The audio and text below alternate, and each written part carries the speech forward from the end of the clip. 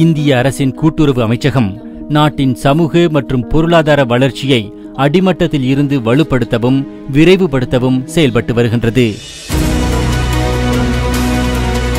சேஹ்கார் சே சம்ருதியின் நோக்கமும் கூட்டுறவு அடிப்படையிலான பொருளாதார மாதிரியை வலுப்படுத்துவதாகும். இது ஒரு வலுவான கொள்கை, சட்டம் மற்றும் நிறுவன கட்டமைப்பை மேம்படுத்துவதன் மூலம் இந்த கூட்டுறவுகள் தங்கள் முழு திறனையும் உணர்வதற்கான அதிகாரத்தை இது வழங்குகின்றது. जब विकसित भारत के लिए बड़े लक्ष्यों की बात आई तो हमने सहकारिता को एक बड़ी ताकत देने का फैसला किया. हमने पहली बार सहकारिता के लिए अलग मंत्रालय बनाया, अलग बजट का प्रावधान किया. आज कोऑपरेटिव्स को वैसी ही सुविधाएं, वैसा ही प्लेटफॉर्म उपलब्ध कराया जा रहा है जैसा कॉरपोरेट सेक्टर को मिलता है.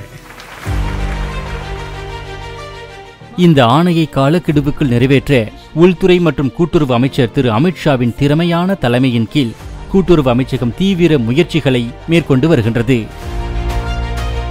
हमारे प्रधानमंत्री की जो कल्पना है सहकार से समृद्धि की, हम देश की समृद्धि को तो बढ़ाएंगे ही बढ़ाएंगे, देश में देश के जीडीपी में हमारे कंट्रीब्यूशन को भी बढ़ाएंगे, परंतु इसके साथ साथ जो नीचे का तबका है, जो गरीबी की रेखा के नीचे जीता था, उसके पास पूंजी नहीं है.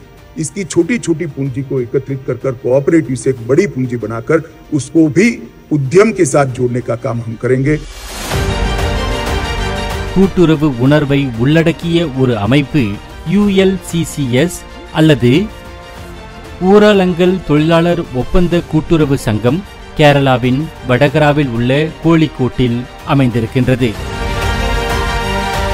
ULCCS என்பது இந்தியாவின் பழமையான மற்றும் ஆசியாவின் மிகப்பெரிய தொழிலாளர் கூட்டுறவு சங்கமாகும். இது ஐக்கிய நாடுகளின் மேம்பாட்டு திட்டத்தால் ஒரு மாதிரி கூட்டுறவு சங்கமாக அங்கீகரிக்கப்பட்டிருக்கின்றது.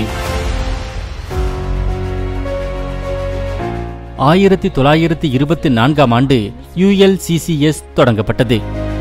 குரு வாக் பட்டானந்தால் ஈர்க்கப்பட்டு வெறும் 37 பைசா மூலதனத்துடன் 14 இளைஞர்களை கொண்டு சிறியதாக இது தொடங்கப்பட்டது. 2022-23ஆம் ஆண்டில் ULCCS ரூபாய் 2334 கோடி ரூபாய் வருவாயை ஈட்டியது. மொத்த லாபம் 382 கோடி ரூபாய். மேலும் அதன் 17,138 உறுப்பினர் தொழிலாளர்களுக்கு 10% ஈவுத்தொகையை அது வழங்கியது. ULCCS-இன் வெற்றியை இந்தியா முழுவதும் பிரதிபலிக்க கூட்டுறவு அமைச்சகம் தொடர்ந்து செயல்பட்டு வருகின்றது. ULCCS-இன் நூற்றுக்கணக்கான அதிசயங்களில் ஒருவர் ஆனந்தன் VK. வறுமை காரணமாக 15 வயதில் பள்ளியை விட்டுவிட்டு வேலையை செய்ய அவர் தொடங்கினார். அவரது முதல் வேலை ஒரு குவாரியில் கல் உடைப்பதாக இருந்தது. ஆனந்த் வேலையிலேயே கற்றுக்கொண்டார். தொடர்ந்து தனது திறமைகளை மேம்படுத்திக் கொண்டார். மேலும் பதவிகளில் உயர்ந்தார். இப்போது ULCCS-இன் இயக்குனர் குழுவின் துணைத் தலைவராக உள்ளார். എന്ത് തന്നെയാലും നമ്മൾ ഇപ്പം എന്താ പറയുക, എല്ലാം തൊഴിലാളി തന്നെ. അതിപ്പം കമ്പ്യൂട്ടർ ചെയ്യുന്ന ഒരാളും അത് തൊഴിലാളിയാണ്. പക്ഷെ അതിൻ്റെ നിർവചനം വേറെന്ന് മാത്രമേ ഉള്ളൂ അല്ലേ. നമ്മളിപ്പോൾ എഞ്ചിനീയർ അത് തൊഴിലെടുക്കുന്ന ആളാണ്. അപ്പം നമ്മൾ അങ്ങനെയാണ് കാണുന്നത്. തൊഴിൽ ചെയ്യുന്നതിൻ്റെ എന്ന് പറഞ്ഞാൽ നമുക്ക് കുടുംബത്തിനെ സംരക്ഷിക്കാൻ വേണ്ടിയിട്ടല്ലേ തൊഴിലെടുക്കുന്നത്. അപ്പം അങ്ങനെ നമ്മൾ കാണുന്നില്ല. അതിപ്പോൾ സാധനങ്ങൾക്ക് വേണ്ടിയിട്ട് ഇപ്പം നമ്മളിവിടെയുള്ള MD, അതുപോലത്തെ ചെയർമാൻ, അതുപോലെ വൈസ് ചെയർമാൻ, ഡയറക്ടേഴ്സ്, അതെല്ലാം നമ്മളൊരു സ്ഥാനം എന്ന് മാത്രമേ ഉള്ളൂ. എല്ലാം എടുക്കുന്നത് തൊഴിൽ തന്നെയാണ്. ആ തൊഴിൽ തന്നെ നമ്മത്തെ ആ മഹത്വം. உலகில் சைபர் பார்க்கை வைத்திருக்கும் ஒரே தொழிலாளர் கூட்டுறவு நிறுவனம் ULCCS ஆகும். அவர்கள் உழைப்பை வெறும் கைமுறை வேலை மட்டுமல்ல, மாறி வரும் காலத்திற்கு ஏற்ப அறிவாற்றல் திறன்களும் கூட என்று மறுவரை செய்திருக்கிறார்கள். ULCCS சமூகத்தில் சிறந்த மாற்றத்திற்கான ஒரு கருவியாகவும் செயல்படுகின்றது. அவை மக்களுக்கு நோக்கமுள்ள வேலைவாய்ப்பை வழங்குவது மட்டுமல்லாமல் மாற்றுத்திறனாளிகள் மற்றும் முதியவர்களையும் கவனித்துக் கொள்கின்றன.